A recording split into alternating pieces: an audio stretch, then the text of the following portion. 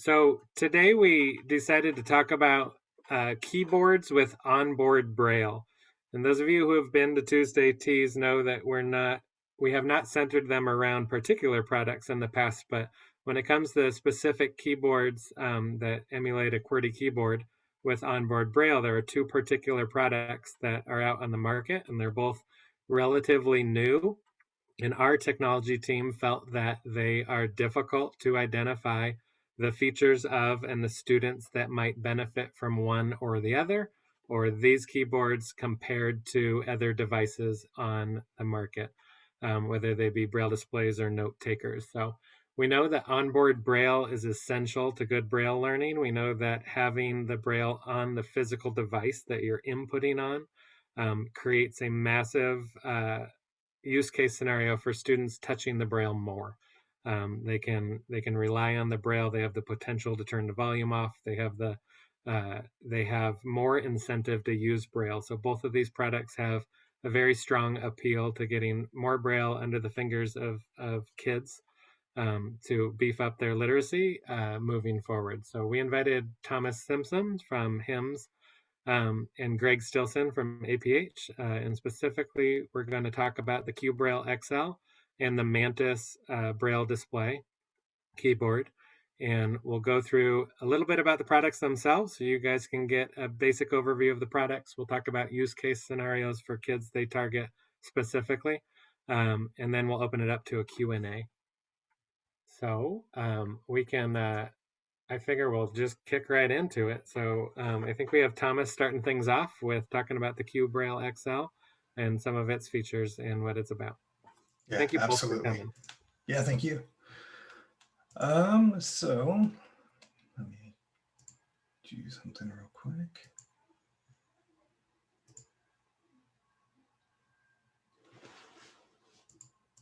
All right, I'm going to go ahead and share my screen here. Is that possible? Yeah, I just enabled. You should be good. All right, there we go. Okay, so what I'm going to talk to you about today in about 10 minutes or less is the QBraille XL. And for those of you who are not aware of what the QBraille XL is or have ever heard of it or anything else, I'm going to start off with the very basics. Okay, so what we have with the QBraille is a 40 cell braille display, and just like any other 40 cell braille display, it works with your choice of screen readers. So you can use JAWS, NVDA, Narrator, so on. It works with all the most popular screen readers. One of the things that makes it unique, however, is the keyboard configuration. So in keeping with today's topic, I'm going to go ahead and cover how this device is laid out so that you can understand it conceptually to see if it's going to be a good fit for you and your students.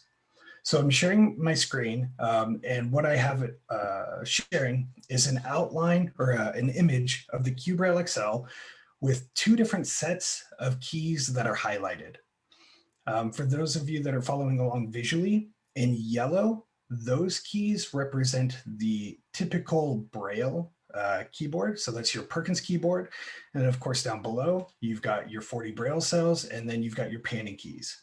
So for the Perkins keyboard, we have dots 1 through 8, and then a spacebar right in the middle. And this is about center of the Braille display. Our Braille cells are at the bottom. So from bottom to top, we have Braille cells, then cursor routing keys, then the spacebar, and your Perkins keys. To the left and right, you have your panning keys. And then in addition to the top left of the QBraille XL, you're going to have a column with 3 rows. That top is going to be escape. Below that is going to be pair. And below that is going to be mode. Now, the reason that I'm going over this layout with you is for this conceptual understanding, and it's very important because what I'm going to cover next includes all of the other keys that you're going to find on a typical laptop or desktop keyboard. So starting with the top left, I have escape key, and then along the very top, we're going to have F1 through F12, and those are going to be your function keys that you typically find on a keyboard. Below F1, from top to bottom, I have Tab, Caps Lock, Shift. Then inline with the spacebar from left to right, I have Control, Function, Windows, Alt, a spacebar, Alt, menu or applications key, and then the control key. To the right of that is an inverted T, which are your arrows, and then above that you have your 6-pack. Now, why is this so important, this keyboard configuration? Why is this so unique and valuable? Well, let me go ahead to this next slide, in which I have hybrid mode turned off. Now, with the QBraille XL, there are two modes. There's hybrid mode on and off. When hybrid mode is off, it's essentially a typical 40-cell Braille display. So if you're familiar with the Braille Edge Braille display, this is actually very similar to that. It has onboard applications, including a notepad, calculator, alarm clock, and a whole host of other ones, including a DAISY. I'll preface that. That's saying the DAISY reader is text only, it's not text and audio. But there's a whole list of applications, onboard applications that a person could use when they're not connected with a computer or other device. So hybrid mode off is a typical Braille display with some really nice onboard applications. When you turn hybrid mode on, the other keys come alive. And this is where the real magic happens. So for example, let's say you're connected to a Windows 10 computer.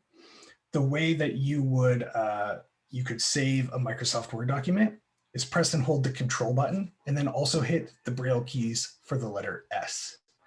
If you wanted to close an application, you can press and hold the Alt key and you can press F4 to close an application.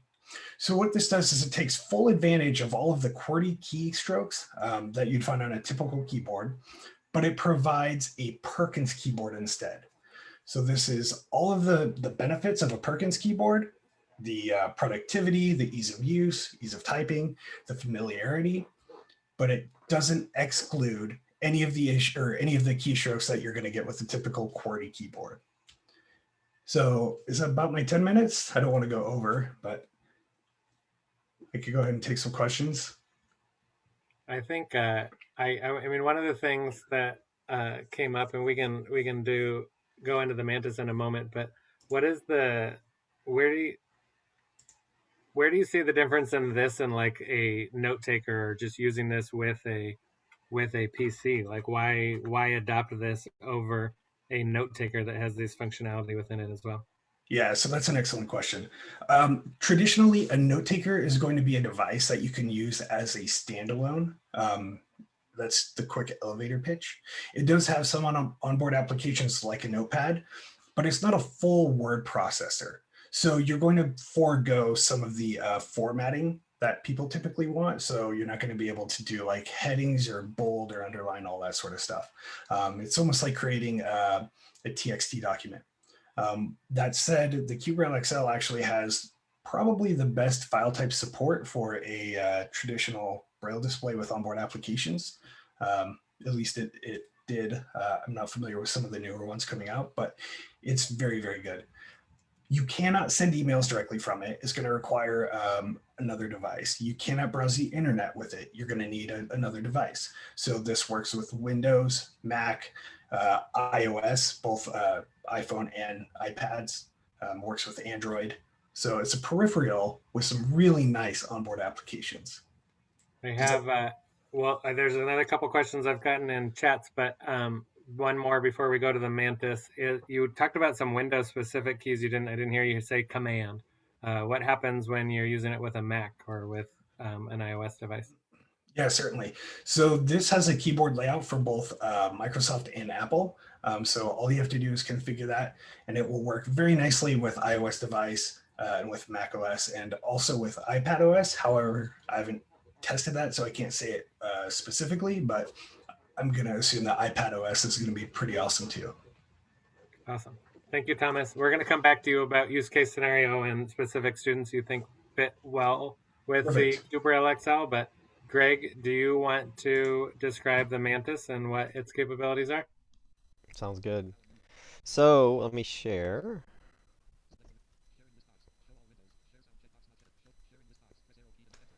Last time I did a presentation, I unknowingly shared my computer audio with my screen reader running through the whole presentation. So that was a new workflow that Greg has, is to always check if that checkbox is checked. So awesome. Well, thanks for having me. I'm Greg Stilson with the American Printing House for the Blind. last year we launched in partnership, and that's really how APH is progressing now with our sort of high technology products, is to partner with manufacturers in the field and things like that. So this is a collaborative partnership with Humanware, and I remember I want to say we launched the request for proposal back in like 2017, 2018, and the contract was given in 2019. So I'm pretty excited because this product actually was built in less than 18 months. And so what it is, as those of you who can visually see it on the screen, it's a full-size laptop-style QWERTY keyboard with a 40-cell Braille display with cursor router keys on it. The device itself, I'll move over to the top view, has on the front, you should be able to see thumb keys that navigate the Braille display. So you have your two center thumb keys for pan forward and pan back. You have your outer thumb keys for generally up and down usage, or like iOS and Android, they're swipe left or swipe right emulation. So in this case, this device also has internal and external storage. So if I move here, you can visually see that there is a USB thumb drive port. So there's a host USB port on the left side. And on the back, there is an SD card slot that can take up to 64 gigabyte SD cards as well. So on board, there's internally 16 gigabytes of memory. So that's generally, there's built-in Wi-Fi, Bluetooth. So that's generally the layout of the device. It is a full laptop-style QWERTY keyboard. The biggest difference, I will say, is that there is not a numpad or a six-pack of keys as it is on many desktops. So this is like your traditional kind of smaller style laptop keyboard. I'm a big believer in the why. So why did we build this? When we talk to TVIs and students, and especially parents as well, we learned that as the student they were doing really well with their note taker, or they were doing really well with their Perkins style refreshable Braille display. And then they moved over to learn JAWS or to learn a screen reader on a computer. And what we were finding was that that device that they were using, the refreshable Braille display, even though it could have probably been used as a Braille display with that screen reader, it was being left in their backpack, and they were only starting to rely on the audio from the screen reader. And so, like I said, that Braille display, most of the note takers out there, your Polarises and your Braille Notes, both have the capability to be connected to a computer as a refreshable Braille display. But having said that, they were being left in the backpack. And so we said that's definitely a negative situation. It goes back to what Adrian was saying earlier, which is, we want to make sure that Braille, no matter what skill you're trying to learn or use, Braille is always going to be under your fingertips. And so Larry Skutcon, who's been with APH and sort of a legend in the field, he's been there for a gazillion years. He recently retired this past year. This was sort of his parting gift to the field, and I'm really excited to have been a part of being able to launch this. And this is really the first laptop style keyboard that has been, there's been many QWERTY devices in the past, but what makes this unique is that this connects to a computer in the same fashion, or connects to an iOS device or a tablet in the same fashion than any other Bluetooth keyboard uses. So normally there's a specific protocol that Braille displays connect with. And what that does is that requires the user to always be running the Braille display to control, or running the screen reader to control the device. So for example, if I have a Braille display connected to a Windows machine, I need to be running JAWS or NVDA or something like that to even make the Braille display do anything to control that computer. Because we're connecting using what's called the HID connection, which is the same connection mechanism that any other Bluetooth keyboard uses for a computer. as this does function as a braille display, if the screen reader locks up, if something happens, I can actually continue to control the device even with the screen reader disabled or turned off. So that's one of the big positives there. We really wanted to make sure, like I said, that kids and users in general kept Braille under their fingertips regardless of what skill they were building. And most importantly, when you graduate, right, when you go to college or you go to work, the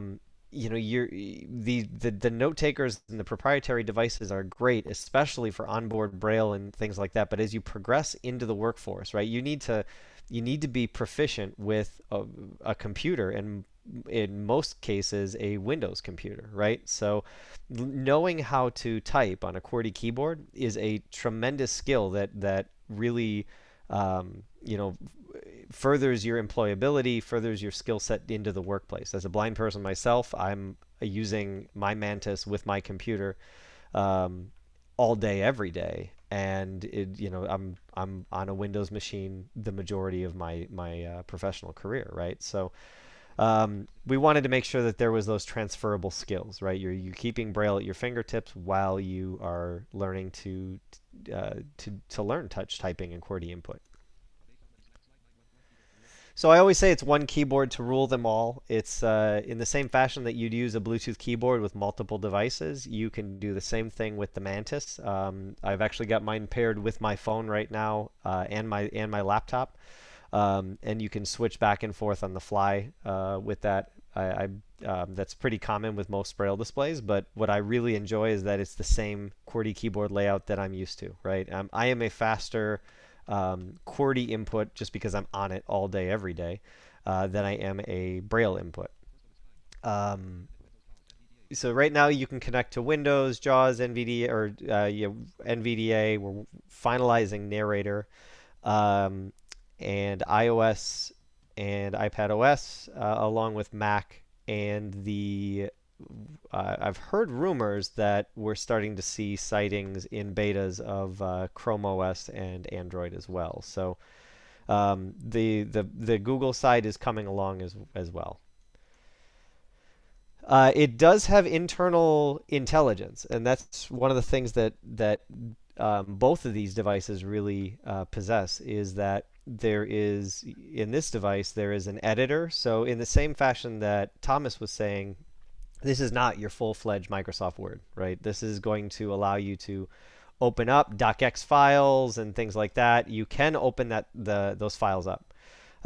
You can open up TXT files, BRF files, things like that can all be opened up. If you edit them, it will be saved as a text file. So this is kind of using that same kind of style notepad structure that we talked about. In addition, there is a library, and because there's onboard Wi-Fi, you can connect directly to Bookshare and NFB Newsline and download books directly to this device. There is no need to use. You can use it obviously with something like Bard Mobile and VoiceStream Reader and things like that. But having said that, you can download your books directly from Bookshare directly onto this device without needing to use a companion tool. In addition, there's a file manager to be able to teach those file organization skills along with a basic calculator. And then I've listed the rest of them here. There's a bunch of settings.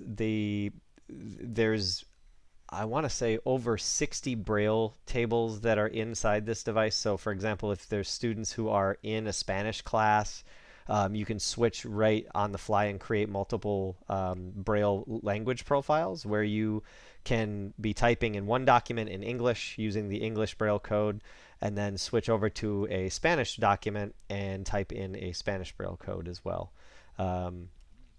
And then finally, there's online services. So this obviously is an international product. So in the same capacity that we connect to Bookshare and NFB Newsline here in the States, we can connect to things like Vision Australia Library in Australia and things like that globally there. So that is about all I had to say about the Mantis. We can probably open it up for questions. I think you covered the question I asked Thomas about whether it works on other devices, and hearing it's coming to the Chromebook at a year near you too. Yeah, Um, definitely. The one you did ask about what does it do when you connect to Mac? So yeah, on the visually, if I start from the bottom left, in the same fashion that your laptop keyboard has your control in the bottom left corner, the layout that you'll experience on the bottom of the Mantis is from the far left moving right. You have Control, the Function key, Windows, and Alt. When you connect to a Mac, that becomes Control, Function, Option, Command. So the Option and Command keys are the same as your typical Apple keyboard. The difference, though, is that your Control key remains at the far left, whereas Apple keyboards, I believe, the Function key becomes your far left. So it's just a little thing you have to get used to, but it took me maybe an hour to get used to it, and now it's natural. awesome. I know I'm seeing a few questions pop in, and I can broadcast the ones that are coming just to me. But before we do that, respecting that the vast majority of people in this room are educators, TVIs mostly, with a few people in other roles.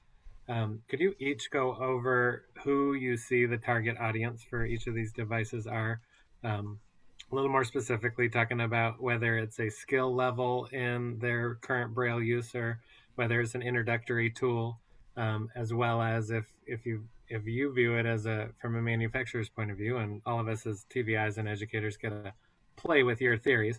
But what did you come to the market thinking? Like, was this for a certain age? Was this for a certain grade? Was this a transition tool, an end of the line tool? I think it helps us um, establish where our lessons and directions are if we know what you're thinking in constructing these tools. Thomas, you want to kick it off about the QBRL? Yeah, I'll go ahead and go first. Um, yeah, so when I'm thinking about the cube rail, who's going to be good for it, there are a few factors or vectors that I consider. So first and foremost are Braille skills. So are you an emerging Braille student? Right. I typically don't recommend TVIs get something like a QBraille XL if you were just learning your ABCs. There's a few reasons for that. First and foremost, it is $3,000, right? So you have a limited budget. If money was no issue, I'd say, yeah, go ahead and get it. But there are a lot less expensive ways of teaching somebody your ABCs. If you have some Braille skills or moderate Braille skills, this is a good fit for you. And if you're an excellent Braille user, this is a very good choice for you. Next are Perkins keyboarding skills. So if you don't have any Perkins keyboarding skills, this is an appropriate device to start somebody off with. However, it is not going to be the easiest or most intuitive device for a user to use. And the reason is that if a person has felt a typical Perkins keyboard and then feels all of these other buttons, there's always going to be some hesitation, some initial confusion. If you can overcome that, then yeah, it's going to be a great device. If you have some Perkins experience, moderate, or you're very good with it, then it is a good device. Next are QWERTY skills. So one of the things about the APH product is that it takes advantage of those office and system hotkeys with your device. And the QBraille XL can of course do those as well. That's primarily the purpose for it. So if you have no QWERTY skills, but you have somebody that's very good with Perkins, or then this device might be a very good option for you because you can introduce some of those keyboarding commands.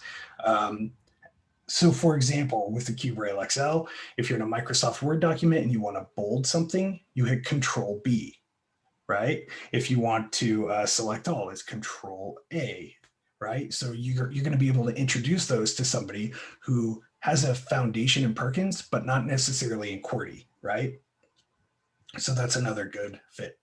A few other things. So yeah, there is no real limitation on your educational systems or technology systems. So yeah, if you're Windows, Mac, Chromebook, whatever, there's not really a consideration there so much. I have found that full QWERTY capacity on something like an iOS device isn't necessarily what you want for somebody, especially a student. Most students to get home are used to space H, right? That's what's commonly taught. Um, so yeah, I would recommend turning hybrid mode off if you're going to be using like an iOS device. So provides familiar keyboard shortcuts. Let's see, connect up to 6 Bluetooth devices. This is also going to be a good device for somebody who's going to be wanting to connect to a bunch of different devices. So if you've got like a laptop, a desktop, an iPhone, this, that, it's 2 keystrokes. So you hit pair and then F1 through F6, and you're able to quickly jump between these devices. So it's very good for navigating between devices. And then of course, actually, one-handed mode is a very important one. If you have a student that wants a Braille display and they need it with one-handed mode, this is going to be a very good option. And someone could correct me if I'm wrong, but I believe it's the only 40-cell Braille display that does one-handed mode. So that's an important thing. If I were to say who's this best for, I'm going to say it's best for an older student with good Braille skills who's going to be transitioning into either college or the workforce. That's going to be probably your ideal student. So good Braille skills. You know, the goals, the post-education goals are either going to be workforce or higher education. The Q Braille is going to be excellent because we see a lot of it sold in rehab. Thank you, Thomas. I'm going to pick off one of the questions that came my way before we go to Greg with that same question. Somebody said, this is a great idea, but it's going to take some dexterity to hold down some of these modifier keys and then press the Braille letter. Is that you now saying one-handed mode makes me think there might be some sort of sticky key type function where you can hold down something and then press something else. Yeah, so basically we have a keyboard shortcut. If you press backspace with dots 1, 2, 3, it turns one-handed mode on, and then you can press keys individually. You know, even like a beginning, when you're beginning to type on a QWERTY keyboard, you see people peck, so poke individual keys. So you turn one-handed mode on with that keystroke, and then you can hit individual keys, and then you hit the space bar to enable that keystroke. So yeah, if you're going to be doing some finger gymnastics, then yeah, you can utilize that very easily. That said, there are a couple that are a little bit finger gymnastics, but you get the hang of it pretty quickly. Got it. It's cool that you have a direct answer to both one-handed mode, which has always been an issue once we delved beyond the basics of the note takers into Android note takers and beyond. Yeah. But also that, you know, a little one couldn't do the finger gymnastics with an actual answer. I didn't know that. All right, Mr. Stilson, same question on targeted audience and who the Mantis is, who you all are thinking about when you think of getting a Mantis, and why is it a good fit for them? Yeah, so I think we're both kind of in the same general target in that, you know, this is targeted at probably the older students. Oh gosh, you know, kids today are learning computers even earlier than they ever have. So maybe it's not older students. When I look at this, I'm looking at it as the tool that goes with them when they start learning screen readers, right? So when they've learned their Braille, they've learned their Perkins input, they've used their specific in-class device, and now they're ready to learn the Windows operating system or a Mac or something like that. This is the tool that keeps Braille under their fingertips as they're starting to learn both the computer OS, but also the QWERTY keyboard in general. Because as time progresses, right, you're always going to encounter a QWERTY keyboard, and so people have been extremely happy with the feel of this keyboard, how the travel of the keys, things like that.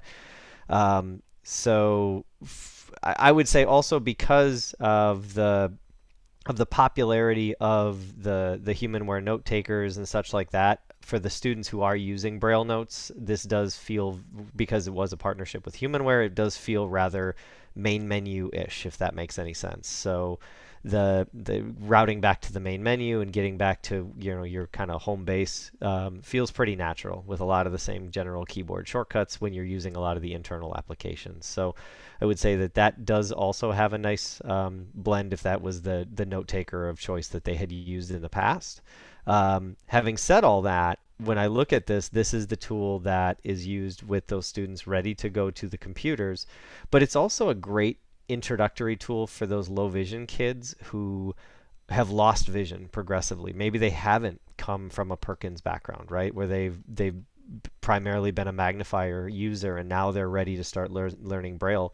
Maybe they know QWERTY input exponentially better than any Perkins input type of stuff. And so for those students as well, as they're used to using a computer, this is a really good way to keep Braille under their fingertips as well, because as soon as you hand this to them, they're going to feel right at home on that QWERTY keyboard. So there is, for the students who do want to use any type of 6-key entry, you can turn that on and off in the internal application. So if you have a student who is kind of in that between stage where they like to use Perkins entry, you can make the SDF and JKL keys do 6-key entry. In the internal applications, if they're taking notes or working in the calculator or things like that, you can just turn that on and off with the F12 key in the internal applications at that point. I appreciate it. To put my 2 cents in, we didn't invite you guys to talk about the QBraille and Mantis thinking there's solutions for every kid out there. Mm-hmm. We recognized as a school that it's troubling. Like, we got 2 new products on the market. What are we supposed to do with them? And I really appreciate this input. And what I see all the time in districts is TVIs getting exhausted with a student who's using a QWERTY keyboard and starting to ignore the Braille display. Or they're using a Braille display and starting to ignore the QWERTY keyboard, and TVIs being like, I need you, the ones that are using the QWERTY, I need you to read Braille more. I need you to beef up your Braille skills. The ones that are starting to ignore the QWERTY keyboard, that is not the most efficient way to do that. There are easier ways to access. And in both of those veins, these students are sometimes shouting at a TVI, I need a better tool. And without knowledge that the tools exist right now, these 2 tools can help both of those situations. And from our point of view as a literacy shop, whether it's reading, writing, technology, whatever it is, it's Braille under fingers as often as possible.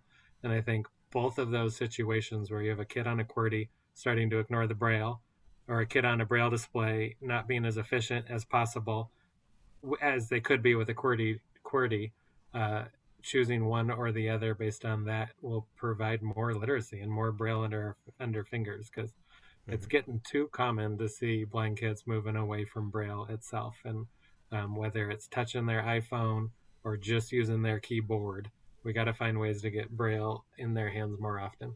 Yeah, absolutely. I can tell you that the foundation for when Larry was looking to create this product was those students who got stuck on their refreshable Braille device as a standalone thing, right? So the TVI is trying to get them to move over, and you got to learn JAWS, you got to learn NVDA, you got to learn Windows, whatever, and the students are just so apprehensive. They're fighting it tooth and nail. And part of that, when we were doing our research, was because oftentimes it was being introduced without Braille coming with it, right? And Braille is their comfort zone, right? That's their sandbox they play in. And if you take that Braille away, that's how they get all their input from this device that they maybe have been using for years in the classroom. You take Braille away and say, all right, now listen to this really robotic voice talk to you, and that's all you get.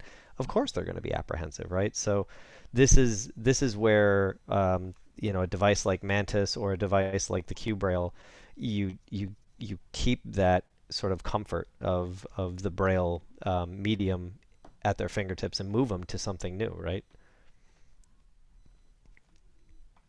Absolutely. I saw somebody with a Mantis who must have had their laptop set up so it's standby mode when you turn the laptop, when you close it.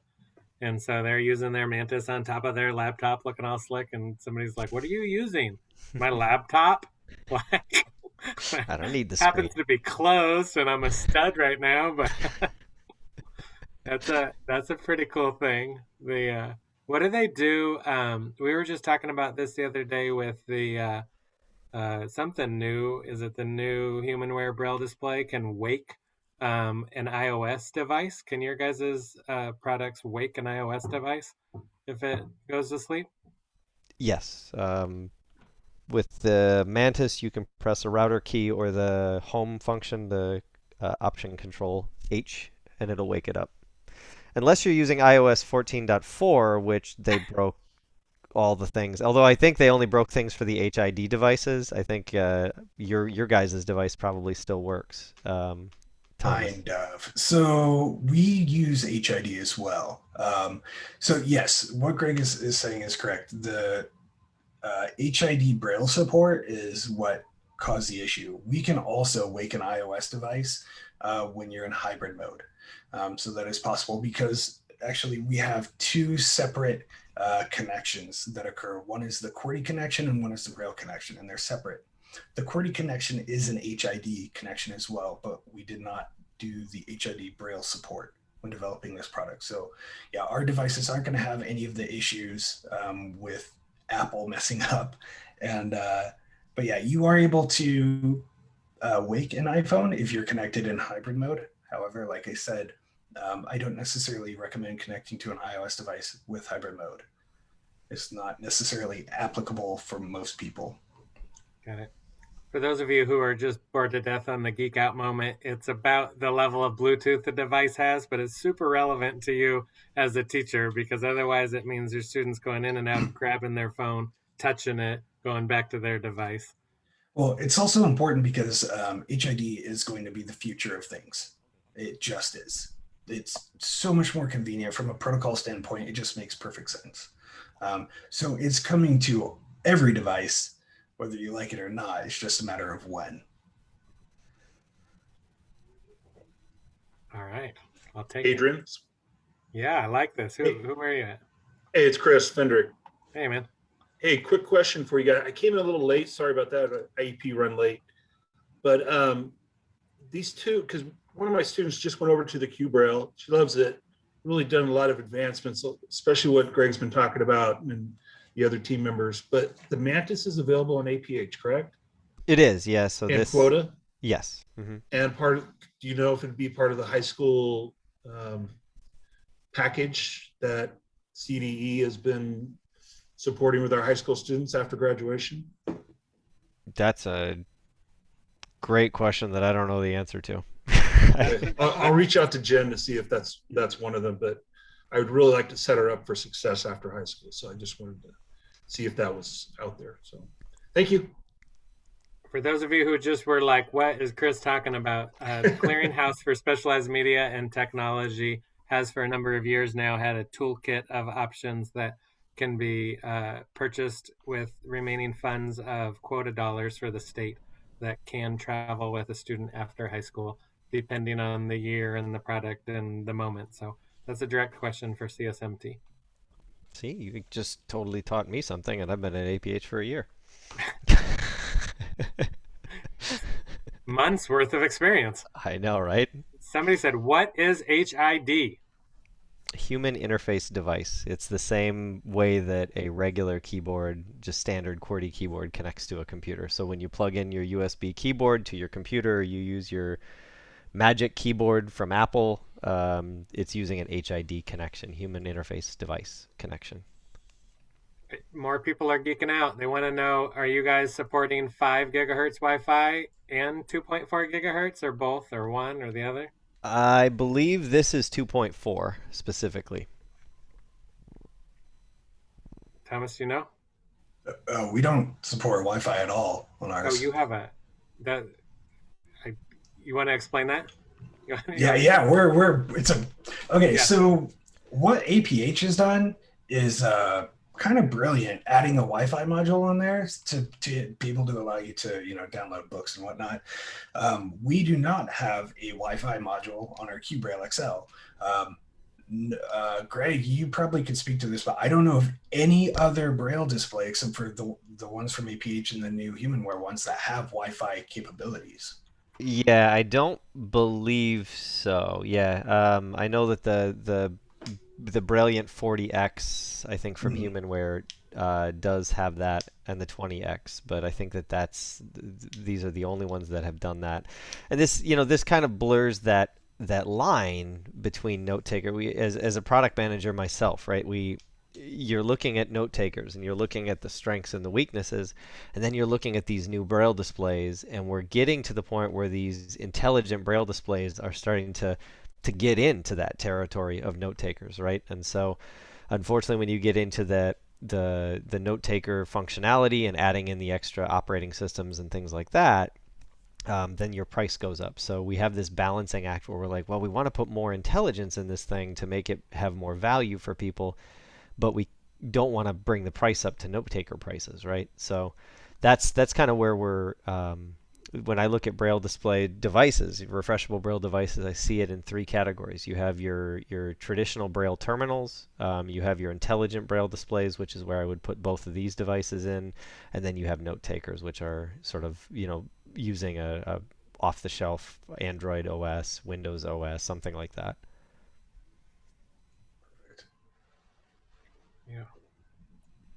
Yeah. Sorry, trying to siphon through these questions. We got, you talked about the 6-key entry already on the Mantis. Yep. Right? Mm-hmm. That's all. Just to be clear, that's only for the internal applications. The 6-key entry does not transfer when you're connecting to another device, because that's got to be run by the screen reader itself. So like JAWS, I believe, does support a 6-key entry, but iOS does not. And just to be specific for everybody listening, that if you're looking for a student to 6-key entry to use Braille on a device, the Mantis is not your choice. It's a QWERTY keyboard. It was a specific question saying, hey, there's some times that entering 6-key for numbers might really benefit a student. You got it. And that having that available is nice. Mm-hmm. Yeah, actually, kind of to that point, the Mantis, if you wanted a 6-key Mantis, that is pretty darn close to what the QBraille XL is. For sure. I mean, that's really tiny Perkins keys. But I mean, that's kind of what it comes down to is the difference between the two. In its simplicity, right? Like it's we're literally talking that simple. That is nice. Anybody is welcome to speak up and turn off your microphone and join in. Trying to siphon through my own direct messages and things coming to everybody else. What about, a question about the Mantis having its own capability and its own system. Did it have a video out for someone sighted to see?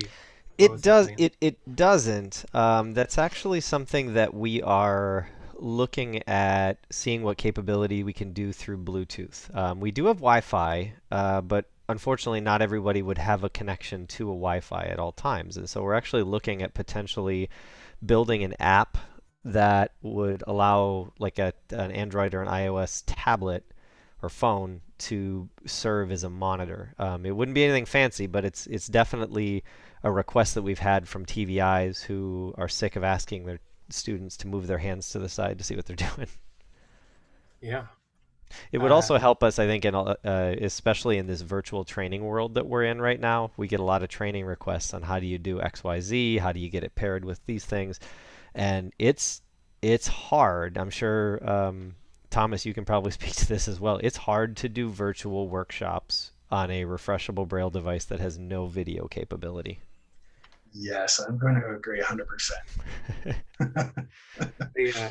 What we've seen in California is some of the teacher shortage in TVI is not as strong this year as it has been in the past, because some of these places who never could get their hands on a teacher suddenly have a teacher from a totally different county serving their kid. Wow. And while when we go back to school, that will probably reduce. I think counties and districts that have been without a teacher for years on end are open-minded to this solution moving forward. And so solutions like that, so somebody who's just not with a kid has the capacity to see what they're doing, could be huge. There's a question about audio. And is there any looking at bringing audio into the device for the Mantis? I'm thinking of like the Xbox controller for the QBraille. Would you put an audio port on it just so you could plug in directly? little different system for how you're thinking about audio. The QBraille's always got something else it's coming from, but the Mantis has its own book reader and things. So you're looking at Yeah, so Mantis, we're sort of exploring Bluetooth audio, but that requires the student to be using Bluetooth headphones. There is no physical port on the device. We have a second device, a 20-cell Chameleon device that does have an audio jack, and that will be getting text-to-speech audio. We're hoping later this year. With the Mantis, because there is no, it's meant to be straight up a physical keyboard. That the point of that was to be a Braille-centric physical keyboard, and so I wouldn't anticipate audio coming to that. I'm not going to rule it out because if we bring it to one, there's a possibility that we could figure out a way to bring it over Bluetooth. But our primary focus with the audio is actually with the jack and the Chameleon. I think when you find the right kid who needs to be reading more Braille, sometimes the audio just gives them an avenue away from it. Like, and suddenly you have onboard Braille and they still don't need it. Right. I got a couple quick things for folks. Thomas, do you want to maybe talk about whether this is coming to the QBraille in the future? And Greg, do you want to talk about this a little bit? Having the drivers for these devices integrated into JAWS 2021, at least in my experience, it is oftentimes fiddly getting a non-Freedom Braille display working with JAWS. And so I heard the Mantis display or the Mantis drivers are going to be built directly into JAWS 2021. And I think that'll make it a lot easier for people to connect up without any issues. So Thomas, is that coming for the QBraille? And Greg, do you want to elaborate on that? Yeah, it's actually already there. So in the third quarter version of JAWS 2020, the Mantis and Chameleon drivers were dropped. So they were dropped in. So we have they're already there now. And it look, when you're Freedom and you own the screen reader and a Braille display, it's like the Apple thing, right? When you own the hardware and the software, you can make it as easy and slick as you possibly can. I've never, as somebody who's been doing this for 15, 16 years with hardware manufacturers, right? Like when you're working with somebody else's stuff, it never works as if you were working with your own stuff. I will say having the drivers built in makes it a lot easier. You don't have to install a separate zip file. You don't have to do any of that. But they are definitely there now in 2021. Yeah, so the USB drivers are not in JAWS for the QBraille XL, so you do have to install them right now. I do not know if that's going to be put into JAWS anytime soon. It could be tomorrow, it could be never. I don't know. That said, you don't need the USB driver if you're connecting via Bluetooth. I got a question that is just for Greg here. Greg, is this a male or female Mantis? I think the question expands a little bit on, did it eat another Mantis in development to become what it is, or is it going to get eaten by something even better and become something more incredible? It did not eat anything. We actually, for our marketing video, for those of you who have not seen it, you should definitely jump on YouTube and look at our Mantis on Mantis marketing video. We had a live Mantis walking on the keys of the Mantis keyboard, and then eventually walking across the Braille display, which was really cool.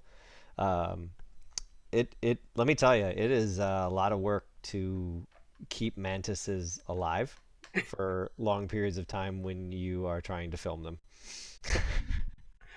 Takes crickets and grasshoppers. Does. Takes a lot of bugs. Quit keeping the males and females together. They happen to eat each other. Yeah. That being my favorite question of the day, I ran out of questions. I ran out of questions in the chat. There was one that was in the to everybody. It was somebody wrote, "We have experienced a number of issues accessing Nemeth on the QBraille." Oh yeah. And I want to address that one. So this is actually something I get asked quite a bit, so I think it's important to bring it up here. If math is an important factor in what you're doing, and Nemeth in particular is important, a Braille display with JAWS is not the optimal solution. You're better off getting a Polaris, which we happen to sell, or a Braille Note Touch Plus, which our competitors happen to sell. That said, Nemeth with JAWS just is not possible. You can't do input output and do math assignments and all that stuff. It's just not a thing. So get a note taker if math is your big thing. To support JAWS in the future, they're working on it. It's in development. So if you got a kid stuck on that, have your eyes open. It needs to come quick too, because there's so many people out there that are just struggling with this right now. It is a huge, huge issue. It's exciting times that it's changing. I did see another one just now. There might be more I'm missing if someone sees one. You're welcome to turn on your microphone. Rachel from Rachel. I'm from New Mexico. Mexico. I just had a quick question, Greg. We just barely got the Mantis in front of my student. And so I actually incorrectly put it there, but she really likes her 6-key entry. And so you discussed it, but the 6-key entry is not, she wants to use it while connected with JAWS. And so you discussed it, but it's not available when it's connected with JAWS in a laptop, correct? It's not specifically a Mantis feature, right? When you're using it as a standalone device, you can use it in the editor or in the calculator or things like that. But when you're connected with another tool, the device that you're using needs to specifically support 6-key entry. Having said that, I haven't looked that closely at JAWS to see if they do support 6-key entry with their JKL and SDF. If they do, because all we're doing is serving as a keyboard, it would work in that same fashion. So I would definitely check out JAWS or NVDA to see if they support 6-key entry, because if they do, it'll work just fine with Mantis. Okay, maybe she's just having problems because she does want to use it, of course, when she's in Google Classroom, or she's just really proficient with her 6 keys. And so sometimes she just wants to toggle between, of course, the keyboard and then go. And just to be clear, when she presses the F12 key, when she's connected to JAWS, it's not going to toggle to the Mantis's 6 key. It will actually push an F12, which will probably open a Save As box. So what you need to do is go into the screen reader settings and see if there's a 6-key toggle in the screen reader settings, so in JAWS. But unfortunately, there's not going to be a toggle command specific from the Mantis that can do it. Okay, thank you. Yep. I see an answer about the California Clearinghouse for Specialized Media and Technology and the High School Incentive Program. I think I called it the 9th grade toolkit a moment ago because I'm dating myself. But they've changed it to be called the High School Incentive Program. And it says, specifically, I'm on its page, it's a one-time allotment of $2,500 to be spent on assistive technologies at APH for qualifying California high school students. Funding is first come, first served. And it just so happens that the price on the Mantis is $24.95, right? Well, that's the non-quota price. The quota price is actually $19.95. Oh, there you go. So you can get a Mantis and change potentially through the high school incentive program. That's cool. If you guys don't know about the high school incentive program, check out the link I just put in or contact CSMT directly. There are APH quota dollar retailer. I don't know. They're the middle person in between APH and you as a TVI in the district and field. Any other questions to wrap this up?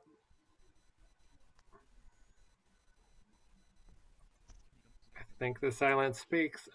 Greg and Thomas, thank you very much for joining us. I think you got to bring some clarity to these two devices and why I would consider one. And then if I did consider one or am considering one, what is the particular use case scenarios? And I think knowledge is power. And there's a lot of devices out there, which feels really good compared to where we were 10, 15 years ago. And this was fantastic to get this out there. For everyone who is in our audience, this will go up on our Tuesday Tea YouTube page. We're pretty darn good about having it there within a week. Thank you, Winnie and Abe, who are on this call, who are managing our Tuesday Tea program. You'll have it up with captions, and any relevant details in the chat are links that, not in the chat, any relevant links in the description on YouTube.